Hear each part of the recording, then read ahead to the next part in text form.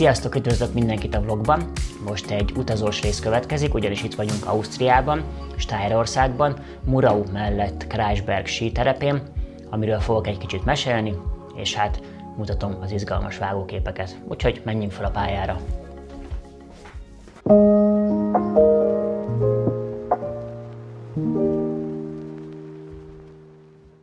...470 km-re vagyunk most Budapesttől, ami egy kellemes 5 óra utazás nagyjából, hogyha mondjuk picit meg is akarunk állni egy kávészünet erejéig. Most 900 méteres a tengerszint feletti magasság, és hogyha fölmegyünk a hegyre, akkor a legmagasabb pontja az 2117, ennek a 42 kilométeres síparadicsomnak, amire egyébként azt hirdetik, hogy hóbiztos, ami az esetek nagy részében igaz is, ami azt jelenti, hogy áprilisig nyitva tud lenni, hiszen addig nem olvad el a hó. Azt gondolom, hogy azért március után már a szezon az nem olyan kedvező, de most itt januárban ez teljesen menő. Vannak itt kék pályák, pirosak és feketék, ugye nehézségi sorrendben így jelölik a pályákat, és az a jó benne, hogy van gyerekeknek szánt pályarész, nagyon sok az ilyen interaktív dolog, mint dinópark, különböző ilyen szörnyparkok, szóval a 0-tól a 99 éves korig mindenki megtalálja itt a magának való dolgot. Teli ugye mini éttermekkel, szóval bőven el lehet itt tölteni sok-sok napot. Összességében nem egy olcsó hobbi a síelés, hiszen ott van a felszerelés, amit vagy megveszünk, vagy bérlünk, illetve hát a napi jegy is azért ilyen 50-60 euró között mozog mostanság. Hogyha több napos bérletet veszünk, akkor egy picit tud kedvezőbb lenni, de összességében ez az árkategória, amivel számolni érdemes. És hát ott van még a szállás is, ami annak függvényében változik, hogy főszezonban jövünk, vagy utószezonban, illetve hogy milyen közel vagyunk a pályához.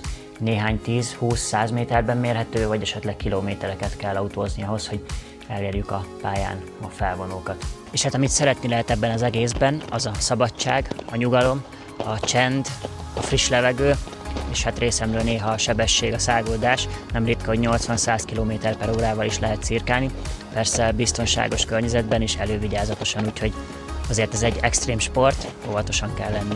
Hát és amikor meg ilyen gyönyörűen süt a nap, akkor aztán napozni is lehet, és fönt a hegyen is nagyon jó az idő, szóval ezeket mindig érdemes kihasználni. Ami viszont sajnos látszik évről évre, az a globális felmelegedés, hogy itt a környékben már alig van hó, és fönt a pályán is a 1,5-2 méteres hó helyett inkább ilyen 60-50 centi maradt csak. Én az éjszakai sétákat is nagyon szeretem, ugyanis nagyon tiszta, frissítően hideg a levegő, és hogyha nem felhős, akkor pedig gyönyörűen látni az égen a csillagokat. És hát ami még szintén egy nagy előny, hogy a hegyi levegőben nagyon könnyű aludni. Este 10-kor itt mindenki kidől, és 7-8-ig simán alszunk. Úgyhogy jó éjszakát! Ezen a síterepen egyébként rengeteg magyar van, a pénztárakban, az éttermekben, a boltokban, meg hát a pályákon is gyakorlatilag mindenhol magyar szavakat hallani. Na nagyon szívjuk másnak a síelési stílusát, mert teljességgel érteni fogja. A sípályák általában 4-ig üzemelnek, ami azt jelenti, hogy egy bő 7 órát tudunk síelni minden nap. Ha meg is akarunk állni, akkor egy 6 óra simán benne van.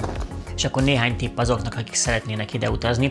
Mindenképp kössetek olyan biztosítást, amiben az extrém sportok is benne vannak, és azért zárójelbe teszem, hogy tényleg egy nem veszélytelen sportnak minősül. És hát, hogyha felmentek a hegyre, akkor találtok nagyon sok magyar oktatót, szóval ha teljesen kezdők vagytok, akkor érdemes ott néhány órát venni, és akkor megtanuljátok az alapokat, és utána már magatoktól is fogtok tudni itt menni.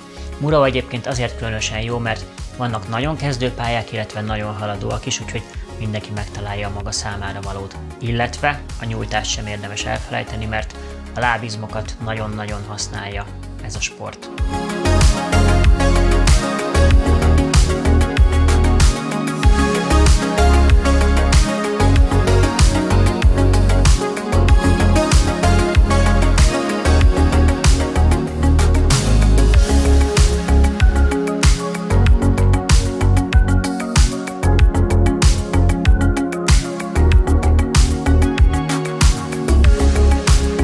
Köszönöm szépen az eheti figyelmet, egy esti sétával ér véget a muraui különkiadás innen Ausztriába. Találkozunk jövő héten, sziasztok!